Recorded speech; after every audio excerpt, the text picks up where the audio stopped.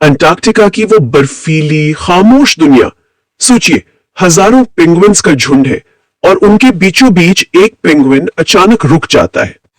वो अपने साथियों को नहीं देखता, न खाने के लिए समुद्र की तरफ जाता है और नहीं अपनी कॉलोनी में लौटता है। वो बस मुड़ता है और उन ऊंचे वीरान पहाड़ों की तरफ अकेला चलना शुरू कर देता है, जहां सिवाय मौत के कुछ भी नहीं है। कुछ भी नहीं। ये जो सीन है, ये एक वायरल वीडियो क्लिप है, एक मीम है जो मतलब सालों से इंटरनेट पर घूम रहा है। हाँ, सबने देखा होगा कहीं ना कहीं। लेकिन इसकी असली कहानी 2007 की एक डॉक्यूमेंट्री से जुड़ी है। तो आज हम जिन स्रोतों पर नजर डाल रहे हैं वो इसी एक सवाल के इर्द गिर्द घूमते हैं। आखिर उस पेंगुइन ने ऐसा क्यों किया? और ये सवाल हमें आप कह सकते हैं दो बिल्कुल अलग दुनियाओं में ले जाता है। अच्छा। एक दुनिया है विज्ञान की, जो कहती है कि शायद ये एक जैविक गड़बड़ी थी, एक दिमागी भटकाव था, और दूसरी दुनिया है इंसानी भावनाओं की, इंटरनेट कल्चर की, जहां लोग इसमें अपनी कहानी देख रहे हैं। बिल्कुल, वो इसमें समाज से बगावत, अकेलापन, डिप्रेशन, इन सब चीजों की गहरी कहानी देखते हैं। तो आज की हमारी चर्चा इसी एक घटना के इन दो चेहरों को समझने की कोशिश करेगी। ठीक है, तो चलिए शुरू से शुरू करते हैं। ये फुटेज है वर्नर हर्ज़ॉग की documentary encounters at the end of the world की। सीन का कॉन्टेक्स्ट क्या है? सीन में हजारों एडली पेंगुइन्स का झुंड है और ज्यादातर अपनी रोजमर्रा की अपनी जिंदगी में व्यस्त हैं। हाँ, कुछ खाने के लिए समुद्र की ओर जा रहे हैं, कुछ अपनी कॉलोनी में हैं, और तभी एक पेंगुइन उस भीड़ से अलग हो जाता है। बिल्कुल, और वो सिर्फ अलग नहीं होता, वो एक तय दिशा में चलता है। हाँ, यही तो अजीब बात है। सीधे उन पहाड़ों की तरफ जो डॉक्यूमेंट्री के मुताबिक वहां से लगभग 70 से 80 किलोमीटर दूर थे। एक ऐसी जगह जहां ना खाना है, न पानी, न कोई और पेंगुइन। मतलब एक तरफा टिकट था वो। एक तरफा टिकट। वो है डॉक्यूमेंट्री के साइंटिस्ट का बयान। हाँ, वो बहुत जरूरी पॉइंट है। वो कहते हैं कि अगर हम उसे पकड़कर वापस झुंड में छोड़ भी देते तो भी वो दोबारा मुड़कर उन्हीं पहाड़ों की तरफ चल पड़ता। मतलब ये कोई आम गलती जैसा नहीं लगता। नहीं, ये तो एक मजबूत इरादे जैसा लगता है, एक जिद। आपने बिल्कुल सही नस पकड़ी है। यहीं से विज्ञान और फलसफे की लड़ाई शुरू होती है। अगर ये सिर्फ एक गलती होती तो झुंड में वापस आने पर उसे ठीक हो जाना चाहिए था, है ना? हाँ, बिल्कुल। लेकिन उसकी जिद ये बताती है कि उसके अंदर कुछ ऐसा चल रहा था जो उसे उस रास्ते पर खींच रहा था, भले ही वो रास्ता मौत का हो। तो विज्ञान इसे कैसे समझाता है? मतलब कोई जानवर जानबूझकर खुद को खत्म करने वाला व्यवहार क्यों करेगा? क्या जानवरों में सुसाइड जैसी कोई चीज होती है? ये एक बहुत बड़ा सवाल है और इसका जवाब सीधा नहीं है। ज्यादातर वैज्ञानिक इस बात से सहमत हैं कि जानवर उस तरह से सुसाइड नहीं करते जैसे इंसान करते हैं, क्योंकि उसके लिए वो आत्म जागरूकता चाहिए होती है। हाँ, और भविष्य की समझ चाहिए। जो सबसे मजबूत वैज्ञानिक सिद्धांत यहाँ लागू होता है वो है डिसोरिएंटेशन। डिसोरिएंटेशन आसान भाषा में कहें तो हो सकता है कि पेंगुइन का दिमागी जीपीएस, उसका वो अंदरूनी नेविगेशन सिस्टम ही खराब हो गया हो। दिमागी जीपीएस मतलब उसका दिमागी कंपास बिगड़ गया था। एग्जैक्टली। पेंगुइन सूरज, सितारों और पृथ्वी की मैग्नेटिक फील्ड की मदद से अपना रास्ता तय करते हैं। ये एक बहुत कॉम्प्लेक्स सिस्टम है। अब सोचिए, अगर किसी न्यूरोलॉजिकल बीमारी या किसी जेनेटिक गड़बड़ी की वजह से ये सिस्टम बिगड़ जाए तो क्या होगा? तो उसे पता ही नहीं चलेगा कि वो कहाँ जा रहा है। उसे शायद लग रहा होगा कि वो समुद्र की तरफ ही जा रहा है, लेकिन असल में वो अपनी तबाही की ओर बढ़ रहा था। तो इस नजरिए से वो कोई दार्शनिक फैसला नहीं ले रहा था, ये सिंपली उसके ब्रेन में एक बायोलॉजिकल ग्लिच था।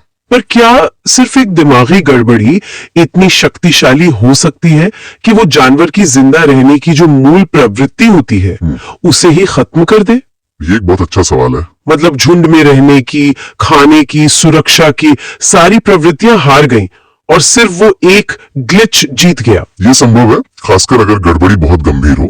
लेकिन यहाँ एक और एंगल है जिस पर कुछ स्रोत इशारा करते हैं, और वो इस कहानी को एक अकेले पेंगुइन की ट्रेजेडी से निकालकर एक ग्लोबल संकट से जोड़ देता है। आप क्लाइमेट चेंज की बात कर रहे हैं। मैंने भी पढ़ा कि इसका कनेक्शन उससे हो सकता है, पर कैसे? एक पेंगुइन के रास्ता भटकने का पूरी दुनिया के मौसम से क्या लेना देना? लेना देना है और बहुत गहरा है। कुछ रिसर्च पेपर्स ये बताते हैं कि अंटार्कटिका के आसपास के समुद्र का तापमान वो लगातार बढ़ रहा है। ओके। इससे होता यह है कि क्रिल और छोटी मछलियां जो पेंगुइन का मुख्य भोजन है वो या तो गहरे पानी में जा रही हैं या फिर उन इलाकों की तरफ जा रही हैं जो ज्यादा ठंडे हैं। अच्छा, मतलब पेंगुइन के लिए खाना मिलना मुश्किल हो गया? बहुत मुश्किल। और कुछ स्रोत तो ये भी कहते हैं कि पिछले कुछ दशकों में इन इलाकों में क्रिल की आबादी में 80% तक की गिरावट देखी गई है। 80%? 80%। अब आप उस पेंगुइन की हालत सोचिए, वो भूखा है, हताश है, उसकी मूल प्रवृत्ति उसे कहती है चलते रहो, आगे कहीं खाना मिलेगा। वो तैरता है, उसे खाना नहीं मिलता, वो और आगे जाता है, फिर भी कुछ नहीं मिलता। एक पॉइंट पर आकर हताशा में वो शायद एक ऐसा रास्ता चुन लेता है जो जमीन का है, पहाड़ों का है, क्योंकि समुद्र उसे धोखा दे चुका है। तो इस नजरिए से देखें तो ये पेंगुइन सिर्फ एक भटका हुआ जीव नहीं है, वो एक तरह से अपने उजड़ते हुए घर से भागा हुआ एक रिफ्यूजी है। बिल्कुल, एक बिगड़ते हुए इकोसिस्टम का लक्षण। बिल्कुल, वो पेंगुइन एक खामोश चेतावनी है, एक अलार्म जो बता रहा है कि जब प्रकृति का संतुलन बिगड़ता है तो जीव ऐसा व्यवहार करने पर मजबूर हो जाते हैं जो हमें अजीब, पागलपन भरा या आत्मघाती लगता है। ये तो हुई विज्ञान की बात, लेकिन इंटरनेट की दुनिया में इस पेंगुइन को एक अलग ही पहचान मिली है। उसे नाइलिस्ट पेंगुइन का नाम दिया गया। हाँ, निहिलिस्ट पेंगुइन। मीम्स बने, टी शर्ट्स छपी और हजारों लोगों ने कमेंट्स में लिखा दिस पेंगुइन इज मी। मतलब लोग सच में एक पेंगुइन में अपनी ऑफिस लाइफ का स्ट्रेस देख रहे हैं। ये थोड़ा अजीब भी है और गहरा भी। यहीं पर कहानी सबसे दिलचस्प हो जाती है। इसे मनोविज्ञान में प्रोजेक्शन कहते हैं, यानी हम अपनी भावनाएं, अपनी डर, अपनी इच्छाएं किसी और चीज पर डाल देते हैं। और ये पेंगुइन एक परफेक्ट खाली कैनवस बन गया। लेकिन हमें इसके कॉन्टेक्स्ट को भी समझना होगा। हर्ज़ोग की ये डॉक्यूमेंट्री 2007 में आई थी। ठीक 2 साल पहले 2005 में एक बहुत बड़ी हिट डॉक्यूमेंट्री आई थी, मार्च ऑफ द पेंगुइन्स। वो तो बहुत मशहूर हुई थी। बहुत मशहूर। उसमें पेंगुइन्स को बहुत क्यूट और पारिवारिक दिखाया गया था। Exactly. March of the penguins ने पेंगुइन्स को पारिवारिक मूल्यों, प्यार और त्याग का प्रतीक बना दिया था। एक तरह की डिज्नी कहानी। लेकिन वर्नर हर्ज़ोग की डॉक्यूमेंट्री ठीक उसके उलट थी। वो प्रकृति का सुंदर चेहरा नहीं, बल्कि उसका उदासीन, अजीब और कभी-कभी क्रूर चेहरा दिखाने आए थे। उन्होंने डॉक्यूमेंट्री में अपने साइंटिस्ट से पूछा भी था, क्या पेंगुइन्स में पागलपन होता है? और इसी सवाल के जवाब में हमें ये फुटेज देखने को मिली। हाँ, हर्ज़ोग ने हमें एक एंटी हीरो दिया और लोगों ने उस एंटी हीरो में खुद को देख लिया। स्रोतों में जो अलग-अलग व्याख्याएं हैं वो कमाल की हैं। एक तरफ वो लोग हैं जो इसे अपने डिप्रेशन या अकेलेपन से जोड़ते हैं। सोशल मीडिया पर कमेंट्स भरे पड़े हैं, जब इंट्रूसिव थॉट्स जीत जाएं या बस अब और नहीं सहा जाता, वो उस पेंगुइन के सफर में अपनी मानसिक लड़ाई का अंत देखते हैं। सही कहा, वो पेंगुइन हमारे कलेक्टिव बर्नआउट का एक तरह से मैस्कॉट बन गया। आज की दुनिया में जहां हर कोई बेहतर दिखने, ज्यादा कमाने और खुश रहने के दबाव में है, वहां सब कुछ छोड़कर चले जाने की इच्छा वो बहुत से लोगों के मन में दबी होती है। और उस पेंगुइन ने उस दबी हुई इच्छा को एक चेहरा दे दिया। बिल्कुल। लेकिन एक दूसरा ग्रुप भी है जो इसे बगावत का प्रतीक मानता है। हाँ, ये भी एक बड़ा एंगल है। उनके लिए ये पेंगुइन एक हीरो है। वो उस झुंड का हिस्सा नहीं बनना चाहता जो बस खाने और जिंदा रहने की अंधी दौड़ में लगा है। वो अपनी राह खुद चुन रहा है, अपनी आजादी के लिए मौत को भी गले लगा रहा है। वो भीड़ से अलग चलने की हिम्मत का सिंबल बन गया। और ये व्याख्या भी आज के दौर से जुड़ी है, हसल कल्चर के खिलाफ एक तरह का विद्रोह। हाँ, ये लोग कहते हैं कि समाज हमें एक तय रास्ते पर चलाना चाहता है, पढ़ाई, नौकरी, शादी, बच्चे। ये पेंगुइन उस स्क्रिप्ट को फाड़कर फेंक रहा है। वो कह रहा है कि मैं तुम्हारा खेल नहीं खेलूंगा। भले मेरा रास्ता कहीं ना जाता हो, पर वो मेरा अपना होगा। मेरा अपना होगा। और एक तीसरा नजरिया भी है जो इसे मोटिवेशन के तौर पर देखता है। अपने कंफर्ट जोन से बाहर निकलो, कुछ नया करो।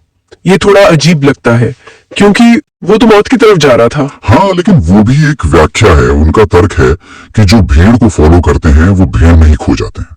ये पेंगुइन हमें सिखाता है कि कुछ बड़ा करने के लिए अकेले चलना पड़ता है, अनजाने रास्तों पर जाना पड़ता है। बेशक वो इस कहानी के दुखद अंत को नजरअंदाज कर देते हैं। बिल्कुल, लेकिन वो उसके पहले कदम की हिम्मत को सलाम करते हैं। तो हमारे सामने एक ही वीडियो क्लिप से निकली दो बिल्कुल अलग कहानियां हैं। हाँ, समानांतर। एक तरफ विज्ञान है जो एक बीमार या भटके हुए जानवर की दुखद कहानी बता रहा है जो शायद बदलते पर्यावरण का शिकार है, प्रकृति की एक गलती, एक हादसा। और दूसरी तरफ ये एक सांस्कृतिक घटना है, एक मीम, एक फलसफा जो आज के इंसान के अकेलेपन, तनाव और बगावत की इच्छा को आवाज दे रहा है। और वर्नर हर्ज़ोग की जीनियस इसी में थी। हाँ, उन्होंने डॉक्यूमेंट्री में सवाल पूछा, लेकिन क्यों? और फिर जानबूझकर उसका जवाब नहीं दिया। उन्होंने उस रहस्य को हमारे सामने खुला छोड़ दिया। और इंसान का स्वभाव है कि वो हर खाली जगह को कहानी से भर देता है। हमने उस पेंगुइन की खामोशी को अपनी आवाज से भर दिया। ये कहानी एक डॉक्यूमेंट्री के एक छोटे से पल से शुरू हुई थी, लेकिन आज ये दिखाती है कि हम इंसान कैसे हर चीज में अर्थ तलाशते हैं। हम अपनी जिंदगी की उलझनों को समझने के लिए, अपनी भावनाओं को व्यक्त करने के लिए प्रकृति में, जानवरों में प्रतीक ढूंढते हैं। और अंत में सुनने वालों के लिए एक विचार छोड़ते हैं। स्रोतों में ये बहस चलती रहती है कि पेंगुइन का सफर एक जैविक गलती थी या एक फलसफियाना बगावत है। लेकिन क्या हो अगर ये दोनों एक ही सिक्के के दो पहलू हों? प्रकृति ने हमारे सामने एक दुखद घटना रखी, एक बायोलॉजिकल फेलियर, और इंसान ने अपनी कल्पना से, अपनी जरूरत से उस त्रासदी को हिम्मत और आजादी की एक अमर कहानी में बदल दिया। ये एक बहुत दिलचस्प सोच है। शायद असली कहानी ये नहीं है कि पेंगुइन क्या सोच रहा था। असली कहानी ये है कि इंटरनेट के दौर में एक जानवर की गुमनामी में मौत भी पब्लिक प्रॉपर्टी बन जाती है। उस पेंगुइन ने हमें कुछ नहीं बताया, लेकिन हमारे मीम्स, हमारे कमेंट्स ने उसके बारे में वो सब कुछ कह दिया जो हम शायद अपने बारे में कहने से डरते हैं। और शायद उसका सफर हमें अपनी जिंदगी के उन रास्तों और उन पहाड़ों के बारे में सोचने पर मजबूर करता है जिनकी तरफ हम सब कभी न कभी खुद को खींचता हुआ महसूस करते हैं।